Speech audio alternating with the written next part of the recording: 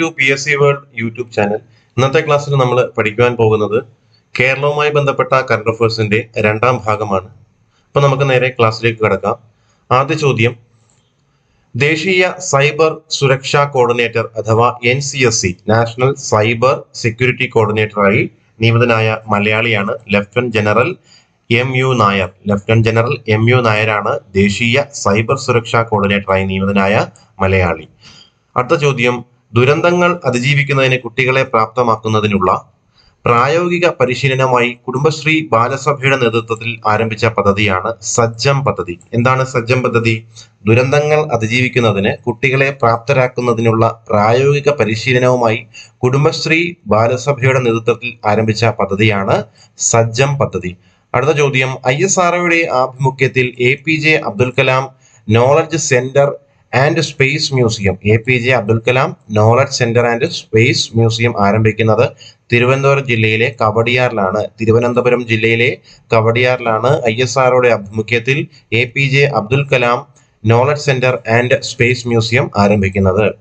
സംസ്ഥാന സർക്കാർ ആഭിമുഖ്യത്തിൽ സംസ്ഥാനത്തെ ക്ഷീര കർഷകർക്ക് ഏർപ്പെടുത്തിയ സമഗ്ര ഇൻഷുറൻസ് പദ്ധതിയാണ് ക്ഷീരസ്വാന്തനം. അപ്പോൾ ക്ഷീരസ്വാന്തനം സംസ്ഥാന സർക്കാരിന്റെ ആഭിമുഖ്യത്തിൽ സംസ്ഥാനത്തെ ക്ഷീര കർഷകർക്ക് ഏർപ്പെടുത്തിയ ഒരു സമഗ്ര ഇൻഷുറൻസ് പദ്ധതിയാണ്. ക്ഷീര കർഷകരുമായി ബന്ധപ്പെട്ടിരിക്കുന്നു. ഇതൊരു സമഗ്ര ഇൻഷുറൻസ് പദ്ധതിയാണ്. ഏത്? ക്ഷീരസ്വാന്തനം. അടുത്ത ചോദ്യം, വിദഗ്ധ അർദ്ധവിദഗ്ധ തൊഴിലാളികളുടെ നിലവിലുള്ള കുറവ് പരിഹരിക്കുവാൻ ഓരോ പഞ്ചായത്തിലും ലേബർ ബാങ്ക് ഉണ്ടാക്കാൻ സർക്കാർ ആരംഭിച്ച പദ്ധതിയാണ് മികവ് പദ്ധതി. അപ്പൊ എന്താണ് മികവ് പദ്ധതി? വിദഗ്ധ അല്ലെങ്കിൽ അർദ്ധവിദഗ്ധ തൊഴിലാളികളുടെ നിലവിലുള്ള കുറവ് പരിഹരിക്കുവാൻ ഓരോ പഞ്ചായത്തിലും ലേബർ ബാങ്ക് ഉണ്ടാക്കാൻ സർക്കാർ ആരംഭിച്ച പദ്ധതിയാണ് മികവ് പദ്ധതി. മികവ് പദ്ധതി ലേബർ ബാങ്കുമായി ബന്ധപ്പെട്ടിരിക്കുന്ന, തൊഴിലുമായി ബന്ധപ്പെട്ടിരിക്കുന്ന അല്ലേ. അടുത്ത ചോദ്യം, സംസ്ഥാനത്ത് ആദ്യമായി 4 വർഷ ബിരുദ കോഴ്സുകൾ ആരംഭിച്ച സർവകലാശാലയാണ് കേരള സർവകലാശാല. അപ്പോൾ കേരള സർവകലാശാലയാണ് കേരളത്തിൽ ആദ്യമായി 4 വർഷ ബിരുദ കോഴ്സുകൾ ആരംഭിച്ചത്. അടുത്ത ചോദ്യം, വെള്ളായണിക്കായലിൽ നടന്ന 47ാമത് മഹാത്മാ അയ്യങ്കാളി ജലോത്സവത്തിലെ ജേതാക്കളാണ് കാക്കാമൂല ബ്രദേഴ്സ് ചുണ്ടൻ. അപ്പോൾ കാക്കാമൂല ബ്രദേഴ്സ് ചുണ്ടനാണ് വെള്ളായണിക്കായലിൽ നടക്കുന്ന 47ാമത്തെ മഹാത്മാ അയ്യങ്കാളി ജലോത്സവത്തിലെ ജേതാക്കൾ. അപ്പോൾ അയ്യങ്കാളി വള്ളംകളി നടക്കുന്നത് വെള്ളായണിക്കായലിലാണ്. 47ാമത്തെ മഹാത്മാഗാന്ധി അയ്യങ്കാളി ജലോത്സവത്തിലെ ജേതാക്കളാണ് കാക്കാമൂല ബ്രദേഴ്സ് ചുണ്ടൻ. അടുത്ത ചോദ്യം, ചെസ്സിൽ കേരളത്തിന്, വളരെ ഇമ്പോർട്ടന്റ് ക്വസ്റ്റ്യൻ ആണ്, ചെസ്സിൽ കേരളത്തിന് ആദ്യ വനിതാ ഇന്റർനാഷണൽ മാസ്റ്റർ എന്ന പദവി ലഭിച്ചത് ആരിലൂടെയാണ്? Doctor Nimmi A George. അപ്പോൾ നിമ്മി A ജോർജ് എന്തുമായി ബന്ധപ്പെട്ടിരിക്കുന്നു? ചെസ്സുമായി ബന്ധപ്പെട്ടിരിക്കുന്നു. എന്താണ് ചോദ്യം? ചെസ്സിൽ കേരളത്തിന് ആദ്യ വനിതാ ഇന്റർനാഷണൽ മാസ്റ്റർ പദവി ലഭിച്ചത് ഡോക്ടർ നിമ്മി A ജോർജിലൂടെയാണ്. ആരുടെ ആത്മകഥയാണ് my life as a comrade? My life as a comrade എന്നുള്ള ആത്മകഥ KK ശൈലജ ടീച്ചറുടെയാണ്. മുൻ ആരോഗ്യ മന്ത്രിയായിരുന്ന KK ശൈലജ ടീച്ചറുടെ ആത്മകഥയാണെന്ത്? My life as a കംറേഡ്.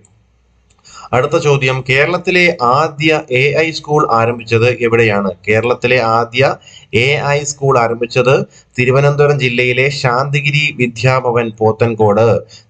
അപ്പോൾ തിരുവനന്തപുരം ജില്ലയിലെ പോത്തൻകോടിലുള്ള ശാന്തിഗിരി വിദ്യാഭവനിലാണ് എന്താരംഭിച്ചത്?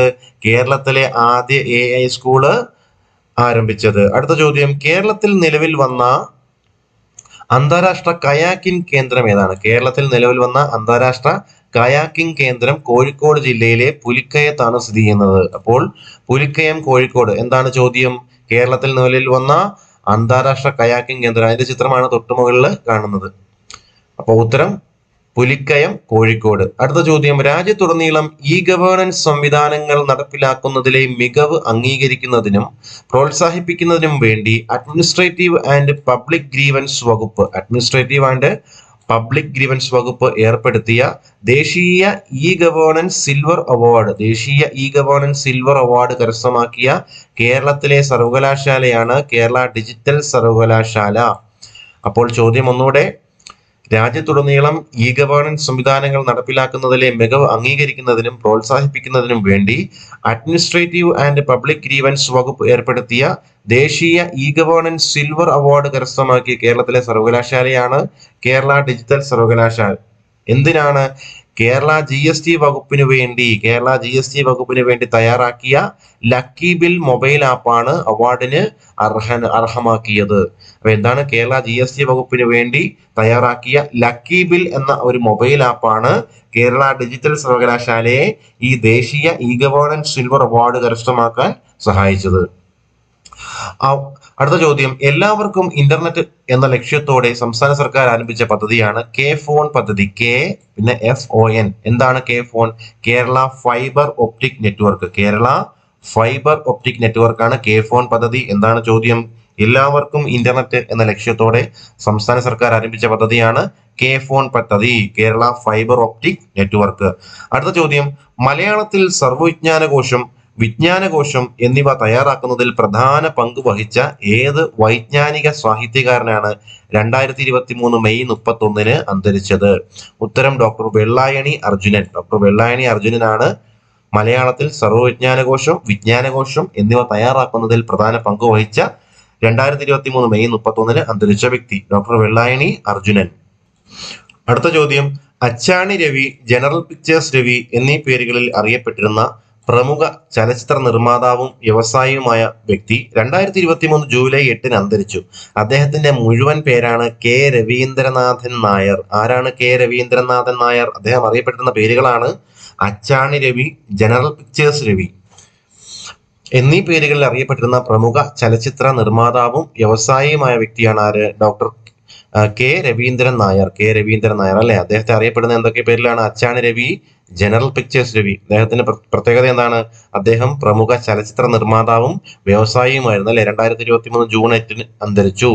എന്താണ് പേര്? കെ രവീന്ദ്രൻ നായർ. അടുത്ത ചോദ്യം, സംസ്ഥാന നിയമസഭയിൽ ഏറ്റവും കൂടുതൽ കാലം അംഗമായിരുന്നതിന്റെ റെക്കോർഡുള്ള ഏത് രാഷ്ട്രീയ നേതാവാണ് 2023 ജൂലൈ 18 അന്തരിച്ചത്? 2023 ജൂലൈ 18 അന്തരിച്ച പ്രശസ്ത വ്യക്തിയാണ് ഉമ്മൻചാണ്ടി. അന്തരിച്ചത് 2023 ജൂലൈ 18. അടുത്ത ചോദ്യം, മികച്ച ചിത്രത്തിനുള്ള 53ാമത് സംസ്ഥാന ചലച്ചിത്ര പുരസ്കാരം ലഭിച്ചത് ഏത് ചിത്രത്തിനാണ്? നൻപകൽ നേരത്ത് മയക്കം. സംവിധാനം ലിജോ ജോസ് പെല്ലിശ്ശേരി. ഇതൊക്കെ നമ്മൾ ഒരുപാട് തവണ കേട്ടുള്ളതാണ് അല്ലെ? അടുത്തത്, സംസ്ഥാനത്തെ 49ാമത്തെ ചീഫ് സെക്രട്ടറി ശാരദ മുരളീധരനാണ്. ഡോക്ടർ വി വേണു 48ാമത്തെ ചീഫ് സെക്രട്ടറി ആയിരുന്ന ഡോക്ടർ വി വേണുവിന്റെ സഹധർമ്മിണിയാണ് അല്ലെ? ആരാണ്? ശാരദ മുരളീധരൻ 49ാമത്തെ ചീഫ് സെക്രട്ടറിയാണ് കേരളത്തിന്റെ. അടുത്ത ചോദ്യം, സംസ്ഥാന പോലീസ് മേധാവി അഥവാ DGP ആയി നിയമിതനായി 2023 ജൂലൈ നിയമിതനായത് ഡോക്ടർ ഷെയ്ഖ് ദർവേഷ് സാഹിബാണ്. നിലവിലെ സംസ്ഥാന പോലീസ് മേധാവി അഥവാ director general of police DGP. അടുത്ത ചോദ്യം, കേരള ഹൈക്കോടതി ചീഫ് ജസ്റ്റിസ് ആയിരുന്ന ഏത് വ്യക്തിയാണ് 2023 ജൂലൈയിൽ സുപ്രീം കോടതി ജഡ്ജിയായത്? ജസ്റ്റിസ് SV ഭട്ടിയാണ് കേരള ഹൈക്കോടതിയുടെ ചീഫ് ജസ്റ്റിസ് ആയിരുന്ന വ്യക്തി ഇപ്പോൾ 2023 എന്ത് ചെയ്തു? ജൂലൈയില് സുപ്രീം കോടതിയിൽ ജഡ്ജിയായത് ആരാണ്? ഉത്തരം ജസ്റ്റിസ് SV ഭട്ടിയാണ്. 2022 JC ഡാനിയേൽ പുരസ്കാരം നേടിയ ചലച്ചിത്ര സംവിധായകനാണ് TV ചന്ദ്രൻ. എന്നതാണ് 2022 JC ഡാനിയേൽ പുരസ്കാരം നേടിയ ചലച്ചിത്ര സംവിധായകനാണ് TV ചന്ദ്രൻ. അടുത്ത ചോദ്യം, സംസ്ഥാന സർക്കാരിന്റെ സമ്പൂർണ്ണ വാക്സിനേഷൻ യജ്ഞമാണ് മിഷൻ ഇന്ദ്രധനുഷ് 5.0. അപ്പോൾ സംസ്ഥാന സർക്കാരിന്റെ സമ്പൂർണ്ണ വാക്സിനേഷൻ യജ്ഞം എന്ത് പേരിൽ അറിയപ്പെടുന്നു? മിഷൻ ഇന്ദ്രധനുഷ് 5.0 എന്നറിയപ്പെടുന്നു. സംസ്ഥാന ന്യൂനപക്ഷ കമ്മീഷൻ അധ്യക്ഷനായി നിയമിതനായത് AA റഷീദാണ് സംസ്ഥാന ന്യൂനപക്ഷ കമ്മീഷൻ അധ്യക്ഷൻ. ഇത് പരീക്ഷയ്ക്ക് ഒത്തിരി വട്ടം ചോദിച്ചിട്ടുണ്ട്. ഇപ്പൊ 2-3 പരീക്ഷയ്ക്ക് ചോദിച്ചു. അതുപോലെ സംസ്ഥാനത്തെ ഏറ്റവും വലിപ്പമുള്ള ജില്ല എന്ന വിശേഷണം 2023 വീണ്ടെടുത്ത ജില്ല ഇടുക്കി. അപ്പൊ നിലവിൽ വീണ്ടും ഇടുക്കി സംസ്ഥാനത്തെ ഏറ്റവും വലിയ ജില്ല എന്ന വിശേഷണം കരസ്ഥമാക്കിയിരിക്കുകയാണ്. നമുക്ക് അതുമായി ബന്ധപ്പെട്ട ഒരു നോട്ട് നോക്കാം. സംസ്ഥാനത്തെ ഏറ്റവും വലിപ്പമുള്ള ജില്ല എന്ന വിശേഷണം വീണ്ടും ഇടുക്കിക്ക് സ്വന്തമായി. റവന്യൂ രേഖകളിൽ എറണാകുളം ജില്ലയിലെ കുട്ടമ്പുഴ വില്ലേജിന്റെ ഭാഗമായിരുന്ന 12,718.5 ഹെക്ടർ ഭരണ സൗകര്യത്തിനായി ഇടുക്കി ജില്ലയിലെ ഇടമലക്കുടി പഞ്ചായത്തിനോട് ചേർത്തതാണ് ജില്ലയുടെ വലിപ്പം കൂടാൻ കാരണം. അപ്പോൾ എന്താ ചെയ്തേ? എറണാകുളം ജില്ലയിലെ കുട്ടമ്പുഴ വില്ലേജിന്റെ ഭാഗമായിരുന്ന 12,718.5 ഹെക്ടർ ഭരണ സൗകര്യത്തിനായിട്ട് എന്ത് ചെയ്തു? ഇടുക്കി ജില്ലയിലെ ഇടമലക്കുടി പഞ്ചായത്തിനോട് ചേർത്തു. അങ്ങനെയാണ് ഇടുക്കി ജില്ല കേരളത്തിലെ ഏറ്റവും വലിയ ജില്ലയായി മാറിയത്. ഇതോടെ ഒന്നാം സ്ഥാനത്തുണ്ടായിരുന്ന പാലക്കാട് രണ്ടാം സ്ഥാനത്തായി. 1997 മുൻപ് ഇടുക്കി തന്നെയായിരുന്നു സംസ്ഥാനത്തെ ഏറ്റവും വലിയ ജില്ല. അന്ന് എന്ത് ചെയ്തു? 1997 ജനുവരി 1 ദേവികുളം താലൂക്കിൽ നിന്ന് കുട്ടമ്പുഴ വില്ലേജ് എറണാകുളത്തെ കോതമംഗലം താലൂക്കിലേക്ക് ചേർത്തു. അങ്ങനെയാണ് ഇടുക്കി ജില്ലയ്ക്ക് 97 ജനുവരി 1 ഏറ്റവും വലിയ ജില്ല എന്ന പദവി നഷ്ടപ്പെട്ടത്. പിന്നീട് ഇപ്പൊ വീണ്ടും ഇടുക്കി ജില്ല കേരളത്തിലെ ഏറ്റവും വലിയ ജില്ലയായി മാറിയിരിക്കുകയാണ്. അടുത്തത് നവകേരള സദസ്സുമായി ബന്ധപ്പെട്ട് ഒരു നോട്ട് നോക്കാം. കേരളത്തിലെ 14 ജില്ലകളിൽ നവംബർ 18 മുതൽ ഡിസംബർ 23 വരെ, വെരി വെരി ഇമ്പോർട്ടന്റ് ആണ്. നവംബർ പ്രസ്ഥാന രീതി ചോദിക്കാൻ കൊള്ളാം. നവംബർ 18 മുതൽ ഡിസംബർ 23 വരെ നടന്ന അതാണ് നവകേരള സദസ്സ് എന്ന് പറയുന്നത് അല്ലെ. നവംബർ 18 മുതൽ ഡിസംബർ 23 വരെ നവകേരള സദസ്സ് നടന്നു. മുഖ്യമന്ത്രി പിണറായി വിജയന്റെ നേതൃത്വത്തിൽ എല്ലാ മന്ത്രിമാരും ഒപ്പം ചീഫ് സെക്രട്ടറി ഉൾപ്പെടെയുള്ള ഉദ്യോഗസ്ഥ മേധാവികളും എല്ലാ നിയോജക മണ്ഡലങ്ങളിലും നേരിട്ടെത്തി ജനങ്ങളുമായി സംവദിക്കുന്ന പരിപാടിയാണിത്. അപ്പം മന്ത്രിമാര് മാത്രമല്ല, ചീഫ് സെക്രട്ടറി ഉൾപ്പെടെയുള്ള ഉദ്യോഗസ്ഥ മേധാവികളും ഇതോടൊപ്പം ഉണ്ടായിരുന്നു. അത് ഓർത്തിരിക്കണം. എന്നാണ്? നവംബർ 18 മുതൽ ഡിസംബർ 23 വരെയായിരുന്നു നവകേരള സദസ്സ്. ഈ അവസരത്തിൽ ജനങ്ങളുടെ നിവേദനങ്ങളും സ്വീകരിച്ചു. നവംബർ 18 മഞ്ചേശ്വരത്ത്, വടക്ക് മഞ്ചേശ്വരത്ത് നിന്ന് ആരംഭിച്ച് സദസ്സ് ഡിസംബർ 23 പാറശാലയിൽ അവസാനിച്ചു. പ്രത്യേകം സജ്ജീകരിച്ച ബസ്സിലായിരുന്നു ഈ സഞ്ചരിക്കുന്ന ക്യാബിനറ്റിന്റെ യാത്ര. അപ്പൊ ഒന്നുകൂടെ പറയാം. നവംബർ 18 മുതൽ ഡിസംബർ 23 വരെ, നവംബർ 18 മഞ്ചേശ്വരത്ത് നിന്ന് ആരംഭിച്ച് ഡിസംബർ 23 പാറശാലയിലാണ് ഇത് അവസാനിച്ചത്. എന്താണ്? നവകേരള സദസ്സ്. ആരൊക്കെ ഉണ്ടായിരുന്നു? മുഖ്യമന്ത്രിയുടെ പിണറായി വിജയന്റെ നേതൃത്വത്തിലുള്ള മന്ത്രിമാരും ചീഫ് സെക്രട്ടറി ഉൾപ്പെടെയുള്ള ഉദ്യോഗസ്ഥ മേധാവികളും ഉണ്ടായിരുന്നു. അടുത്ത ചോദ്യം, 2023 സെപ്റ്റംബറിൽ സംസ്ഥാനത്ത് 4ാം തവണ നിപ രോഗബാധ സ്ഥിരീകരിച്ചത് ഏത് ജില്ലയിലാണ്? കോഴിക്കോട്. അപ്പൊ ഇത് എനിക്ക് തോന്നുന്നു നമ്മുടെ ലബോറട്ടറി ടെസ്റ്റ് ഞാൻ ചോദിച്ചെന്ന് തോന്നുന്നു അല്ലെ. അപ്പൊ കേരളത്തിൽ അവസാനമായി നിപ സ്ഥിരീകരിച്ച ജില്ല ഏതാണെന്ന്? കോഴിക്കോട്. ഇവിടെ ചോദ്യം എന്താ? 2023 സെപ്റ്റംബറിൽ സംസ്ഥാനത്ത് 4ാം തവണ നിപ രോഗബാധ സ്ഥിരീകരിച്ചത് കോഴിക്കോട് ജില്ലയിലാണ്. അടുത്ത ചോദ്യം, പണി പൂർത്തിയാക്കിക്കൊണ്ടിരിക്കുന്ന വിഴിഞ്ഞം അന്താരാഷ്ട്ര തുറമുഖത്ത് ആദ്യമായി എത്തിയ കപ്പൽ എന്ന് ചോദിച്ചു കഴിഞ്ഞാൽ നമ്മുടെ ഷെൻഹുവ 15 എന്ന് പറയാം. ഷെൻഹുവ 15 ചൈനയിലെ ZMBS കമ്പനിയുടെ ഷെൻഹുവ 15 എന്ന് പറഞ്ഞ കപ്പലാണ് നമ്മുടെ വിഴിഞ്ഞം അന്താരാഷ്ട്ര തുറമുഖത്ത് ആദ്യമായി എത്തിയ കപ്പൽ.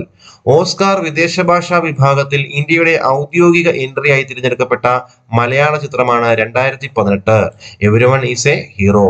അതായത് ഓസ്കാർ വിദേശ ഭാഷാ വിഭാഗത്തിൽ ഇന്ത്യയുടെ ഔദ്യോഗിക എൻട്രി ആയി തിരഞ്ഞെടുക്കപ്പെട്ട മലയാള ചിത്രമാണ് 2018. അടുത്ത ചോദ്യം, 2023 ഒക്ടോബറിൽ യുനെസ്കോയുടെ സാഹിത്യ നഗരം പദവി ലഭിച്ചത് കോഴിക്കോടാണ്. നമ്മൾ ഇതിനെപ്പറ്റി ചർച്ച ചെയ്തിരുന്നു. സംസ്ഥാനത്തെ പരമോന്നത ബഹുമതിയായ കേരള ജ്യോതി പുരസ്കാരം 2023 ലഭിച്ചത് ടി പത്മനാഭനാണ്. കേരള ജ്യോതി പുരസ്കാരം 2023 ജേതാവ് ടി പത്മനാഭൻ. അടുത്ത ചോദ്യം, 2023 എഴുത്തച്ഛൻ പുരസ്കാരമോ? പ്രൊഫസർ എസ് കെ വസന്തന് 2023 എഴുത്തച്ഛൻ പുരസ്കാരവും 2023 കേരള ജ്യോതി പുരസ്കാരം, സംസ്ഥാന സർക്കാരിന്റെ പരമോന്നത ബഹുമതിയായ കേരള ജ്യോതി പുരസ്കാരം 2023 ലഭിച്ചത് ടി പത്മനാഭനാണ്. അടുത്ത ചോദ്യം, കൂടുതൽ കാലം അഭിഭാഷകനായി ജോലി ചെയ്തതിനുള്ള ഗിന്നസ് റെക്കോർഡ് ലഭിച്ച മലയാളിയാണ് അഡ്വക്കേറ്റ് PB മേനോൻ. 98 വയസ്സ് അല്ലെ. കൂടുതൽ കാലം അഭിഭാഷകനായി ജോലി ചെയ്തതിനുള്ള ഗിന്നസ് റെക്കോർഡ് ലഭിച്ച മലയാളിയാണ് അഡ്വക്കേറ്റ് PB മേനോൻ. ഇപ്പൊ PB മേനോന് അഡ്വക്കേറ്റ് ആണ്. അടുത്ത ചോദ്യം, കാക്കനാടൻ സാഹിത്യ പഠന ഗവേഷണ കേന്ദ്രത്തിന്റെ 6ാമത് കാക്കനാടൻ പുരസ്കാരത്തിന് അർഹനായ എഴുത്തുകാരനാണ് KV മോഹൻകുമാർ. അപ്പോൾ 6ാമത് കാക്കനാടൻ പുരസ്കാരത്തിന് അർഹനായ എഴുത്തുകാരനാണ് KV മോഹൻകുമാർ.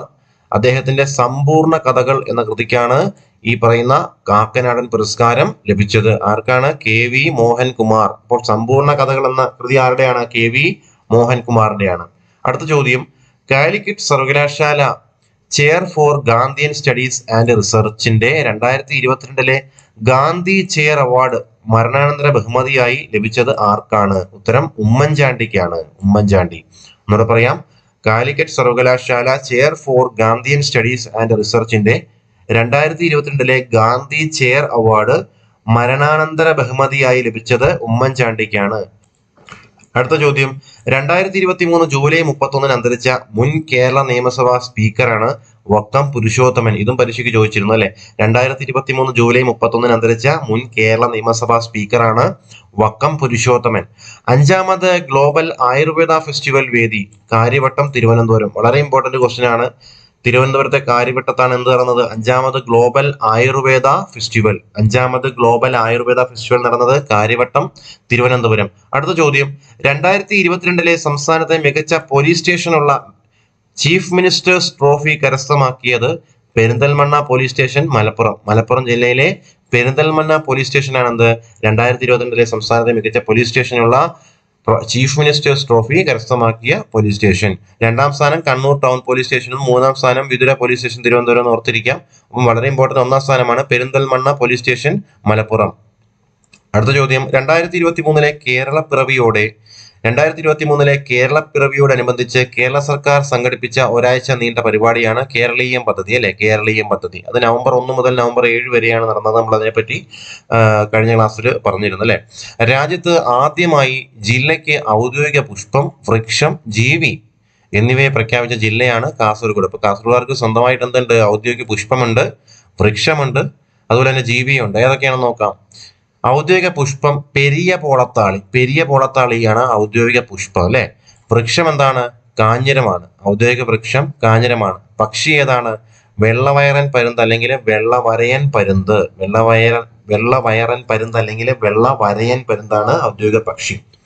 ഔദ്യോഗിക ജീവി ഏതാണ്? പാലപ്പൂവൻ ആമ. എന്നൂടെ പറയാം. അപ്പോൾ കാസർഗോഡ് ജില്ലയ്ക്ക് ഔദ്യോഗിക പുഷ്പം, വൃക്ഷം, ജീവി ഏതൊക്കെയാണ്? പുഷ്പം ഏതാണ്? പെരിയ പോളത്താളി. വൃക്ഷം ഏതാണ്? കാഞ്ഞിരമാണ്. പക്ഷി ഏതാണ്?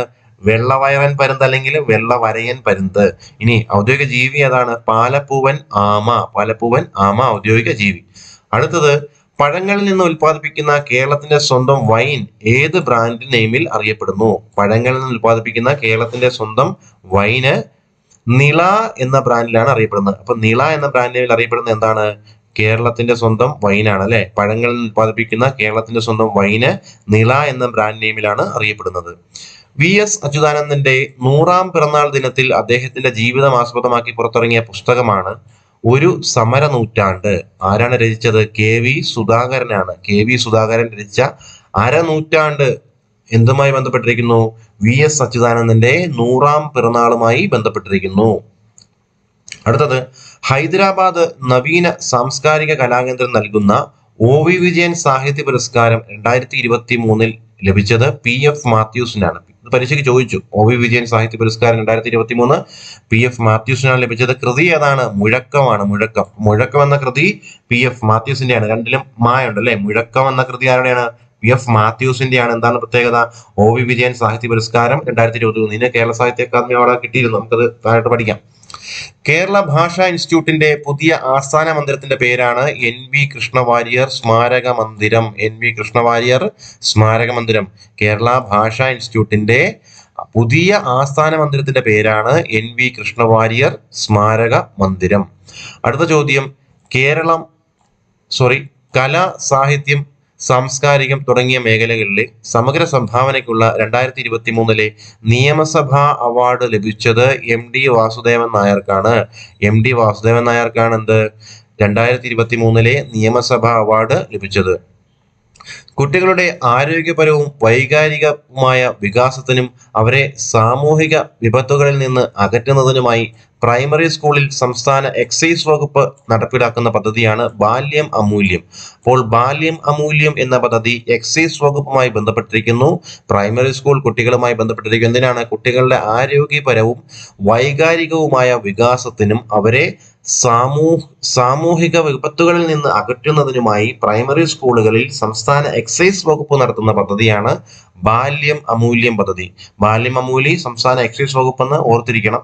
അടുത്ത ചോദ്യം, തീരദേശ മേഖലയിലെ യുവാക്കൾക്ക് വൈജ്ഞാനിക തൊഴിൽ മേഖലയിൽ തൊഴിൽ ലഭ്യമാക്കാനായി ഫിഷറീസ് വകുപ്പും നോളജ് ഇക്കണോമി മിഷനും സംയുക്തമായി ആവിഷ്കരിച്ച പദ്ധതിയാണ് തൊഴിൽ തീരം. അപ്പൊ തൊഴിൽ തീരം പദ്ധതി, തൊഴിൽ തീരം എന്ന് പറഞ്ഞ് കേൾക്കുമ്പോഴേ നമുക്കറിയാലോ, തൊഴിൽ തീരം തീരദേശ മേഖലയിലെ യുവാക്കൾക്ക് വൈജ്ഞാനിക തൊഴിൽ മേഖലയിൽ തൊഴിൽ ലഭ്യമാക്കാനായി ഫിഷറീസ് വകുപ്പും നോളജ് ഇക്കണോമി മിഷനും സംയുക്തമായി ആവിഷ്കരിച്ച പദ്ധതിയാണ് തൊഴിൽ തീരം പദ്ധതി.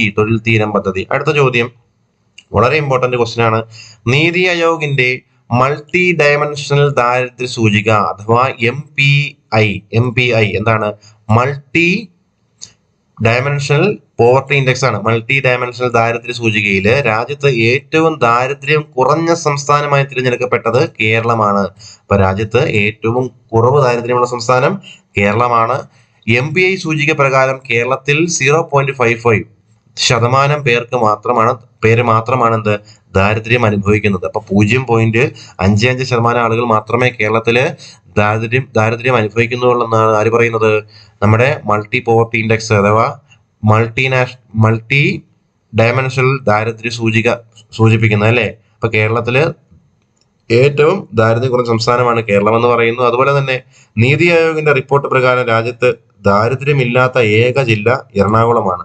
അപ്പോൾ നമ്മുടെ ഇന്ത്യ രാജ്യത്ത് ദാരിദ്ര്യമില്ലാത്ത ഏക ജില്ലയായിട്ട് എറണാകുളം ജില്ല മാത്രമേ ഉള്ളെന്നാണ് നീതി ആയോഗിന്റെ റിപ്പോർട്ടിൽ പറയുന്നത്.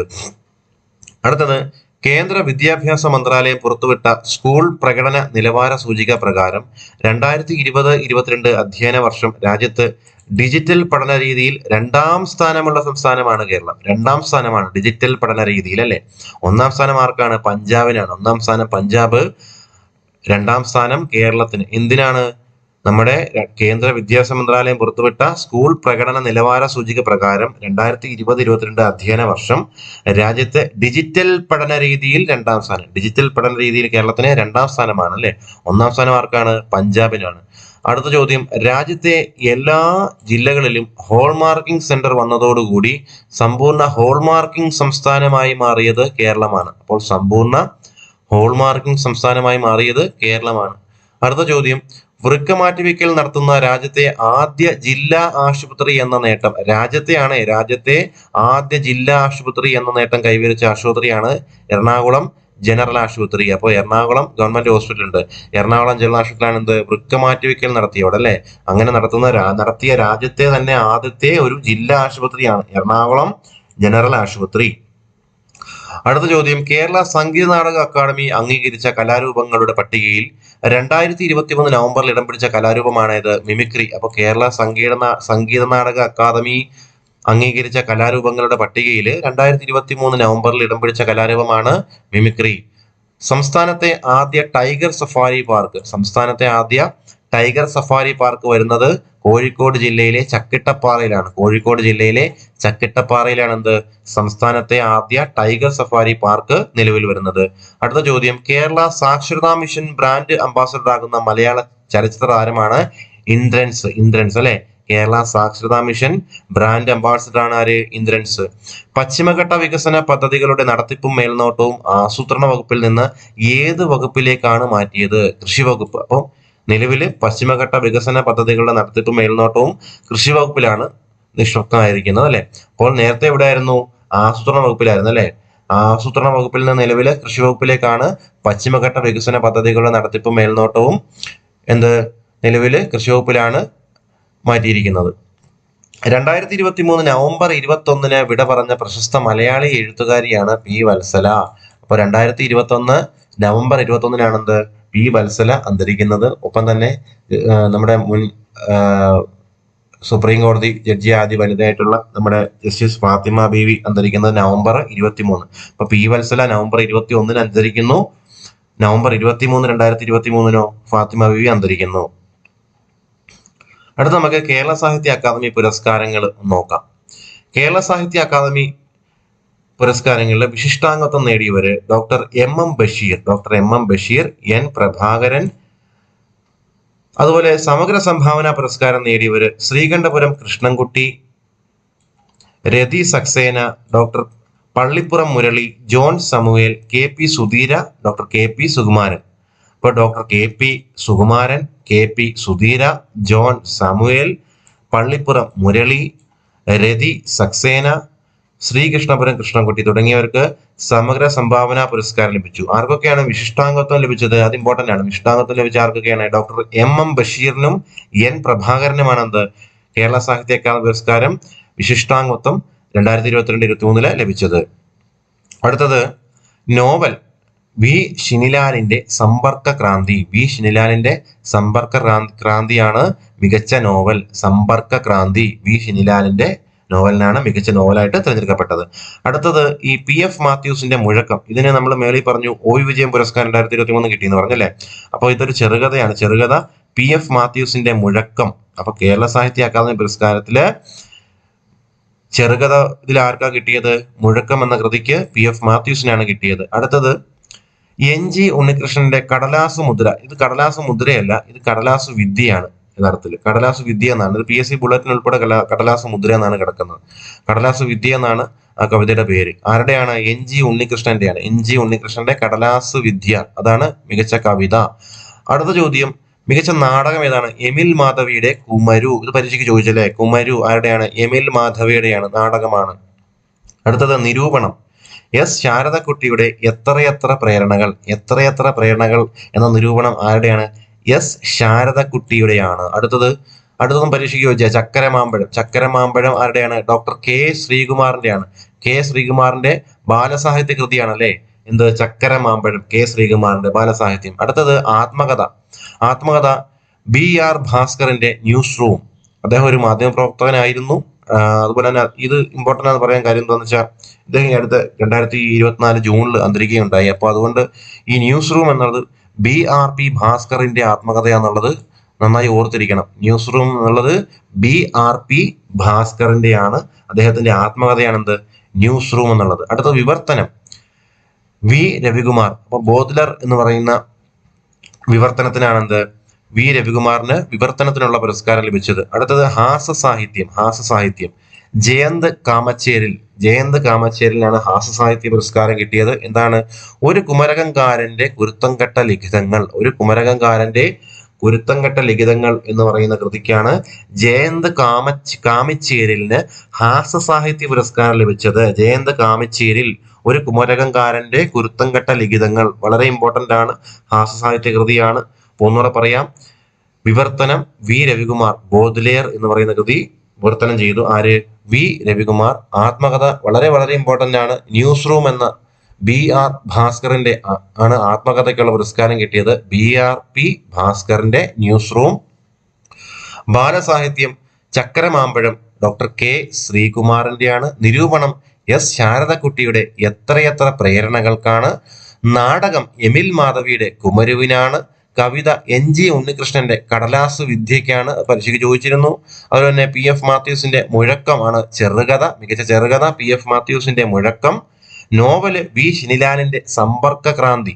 V ഷിനിലാലിന്റെ സമ്പർക്ക ക്രാന്തിയാണ് മികച്ച നോവല്. അതുപോലെ തന്നെ വിശിഷ്ടാംഗത്വം ലഭിച്ചവർ ഡോക്ടർ MM ബഷീർ, അതുപോലെ തന്നെ N പ്രഭാകരൻ. ഇനി സമഗ്ര സംഭാവന പുരസ്കാരം ലഭിച്ചവർ ശ്രീകണ്ഠപുരം കൃഷ്ണൻകുട്ടി, രതി സക്സേന, ഡോക്ടർ പള്ളിപ്പുറം മുരളി, ജോൺ സമുവേൽ, ഒപ്പം KP Sudheera, KP Sukumaran.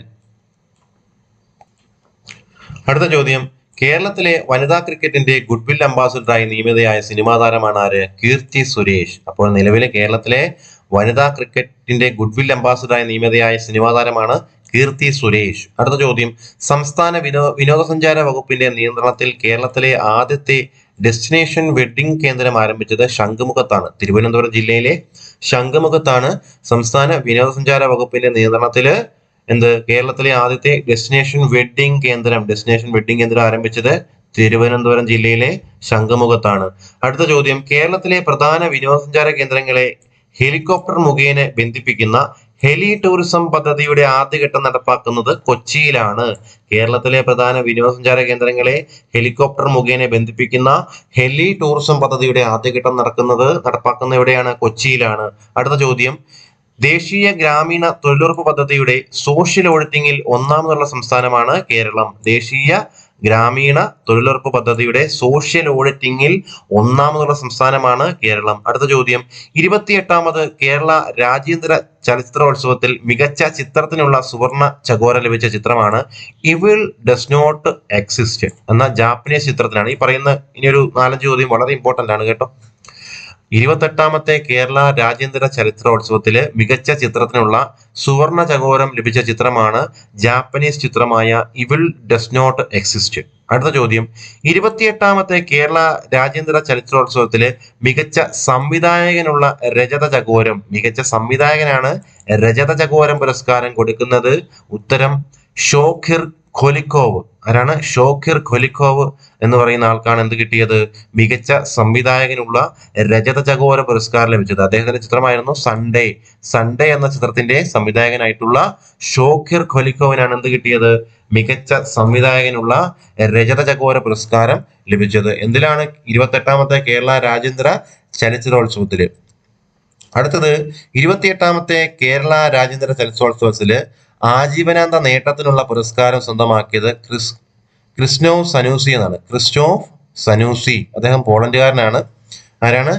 Christoph സനൂസിയാണ് 28ാമത്തെ Kerala രാജ്യാന്തര ചലച്ചിത്രോത്സവത്തില് ആജീവനാന്ത നേട്ടത്തിനുള്ള പുരസ്കാരം സ്വന്തമാക്കിയത് ക്രിസ്റ്റോഫ് സനൂസി. അടുത്ത ചോദ്യം, 28ാമത്തെ കേരള രാജ്യാന്തര ചലച്ചിത്രോത്സവത്തിന്റെ ഭാഗമായി സ്പിരിറ്റ് ഓഫ് സിനിമ പുരസ്കാരത്തിന് അർഹയായ കെനിയൻ ചലച്ചിത്ര സംവിധായകയാണ് വനൂരി കഹിയു. വനൂരി കഹിയു എന്താ പ്രത്യേകത?